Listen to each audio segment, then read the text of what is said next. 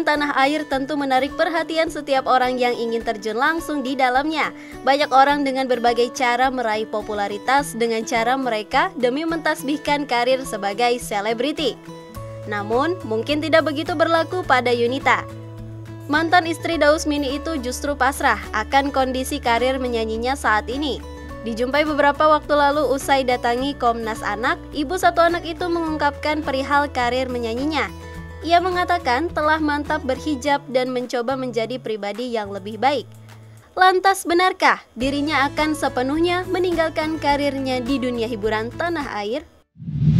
Enggak ya, karena followers aku juga masih dikit.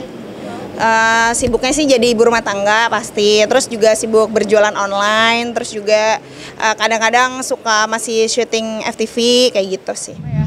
Online ya, aku jual apa aja sih ya, baju, terus jual langsing gitu, makanya langsing kan sekarang. Dari 2018 akhir sih, sekitar gitu. Alhamdulillah sih di online itu menjanjikan ya, mungkin karena emang pandemi omsetnya emang turun 70%. Cuman masih bisa bertahan, alhamdulillah gitu. Yang aku lakuin adalah memangkas semua biaya yang tidak perlu, seperti misal nih ganti mobil harus gitu kan ya, atau jalan-jalan gitu, staycation itu enggak, jadi dihilangkan semua. Cuman benar-benar melakukan kegiatan yang di rumah aja dan kegiatan pokoknya aja gitu, kayak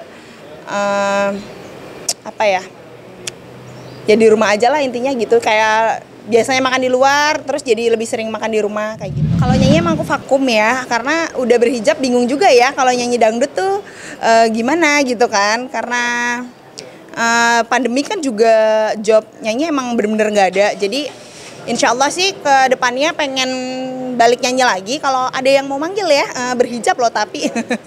Kalau nyanyi itu kan sebenarnya awalnya hobi ya kan, tapi karena menghasilkan ya ditekunin. Cuman kalau wajib berhijab itu kan wajib ya, jadi terkadang ada beberapa orang yang nggak mau pakai penyanyi yang berhijab gitu. Jadi aku sendiri juga sedikit insecure, merasa kalau laku nggak ya kalau berhijab gitu. Cara mengatasi insecure-nya, jujur sampai sekarang belum bisa mengatasi insecure-nya. Jadi makanya belum memberanikan diri bikin portfolio baru untuk menawarkan diri ke orang gitu, belum berani. Jadi ada beberapa kali tawaran ngajak nyanyi, jujur emang masih bingung gitu ya, kalau orang tuh performnya gimana sih, kalau kan dangdut sama hijab itu kan jauh ya, maksudnya kalau dangdut itu kan identik dengan goyang gitu kan, kalau berhijab kan gimana nanti goyangnya gitu loh, jadi ya masih vakum dulu deh gitu. Sebenarnya awalnya belajar ya gitu, belajar, dan di tahun 2021 ini, akhir 2020 ya, itu mantap insya Allah untuk nggak lepas-lepas lagi gitu. Kalau sebelumnya tuh masih buka gitu, kalau sekarang insya Allah mudah-mudahan udah nggak akan lepas lagi. Pernah kan aku setahun yang lalu itu aku sempat sakit, rambut aku rontok sampai botak gitu. Aku berhijab awalnya karena rambut aku rontok, terus setelah rambut aku numbuh dan udah balik normal, aku buka tuh hijabnya. Tapi suami aku pernah bilang,